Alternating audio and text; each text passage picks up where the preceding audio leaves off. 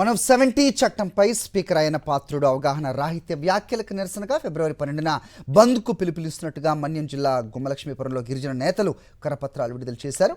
బంద్ను విజయవంతం చేయాలని పిలుపిచ్చారు. స్పీకర్ వ్యాఖ్యలను తీవ్రంగా ఖండిస్తున్నామన్నారు. వెంటనే స్పీకర్ వ్యాఖ్యలను ఉపసంహరించుకున్నట్టుగా ప్రకటనను విడుదల చేయాలని డిమాండ్ చేశారు. కూటమి ప్రభుత్వం గిరిజన చట్టంపై స్పష్టమైన వైఖరి తెలపాలని కోరారు.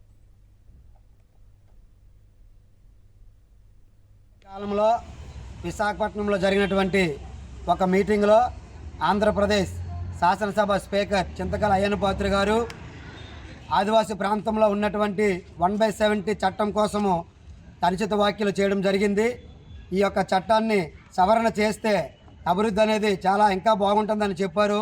కానీ ఆదివాసులకి గుండెకాయ లాంటి 1/70 యాక్ట్ పట్ల ఇలా మాట్లాడడము ఆదివాసుల మనోభావాలు దెబ్బతీయడమే కాకుండా మా యొక్క హక్కుల్ని కాలరాసే విధంగా ఉందని చెప్పి వెంటనే ఈ యొక్క వ్యాఖ్యలను వెనక్కి తీసుకోవాలని చెప్పి రాష్ట్ర వ్యాప్తంగా ఆదివాసీ జాయింట్ యాక్షన్ కమిటీ తరపు నుండి ఈ నెల 12వ తారీఖున బుధవారం మన్యం బంద్ని పిలుపునివ్వడం జరిగింది. ఈ యొక్క బంద్కి అన్ని రాజకీయ పార్టీలు, ప్రజా సంఘాలు, విద్యార్థి సంఘాలు, ఆదివాసీ ఉద్యోగ ఉపాధ్యాయ సంఘాలు అందరూ కూడా మద్దతు ఇవ్వడం జరుగుతుంది. కాబట్టి ప్రతి ఒక్కరు కూడా ఈ బంద్లో పాల్గొని విజయవంతం చేస్తారని చెప్పి కోరుచున్నాం.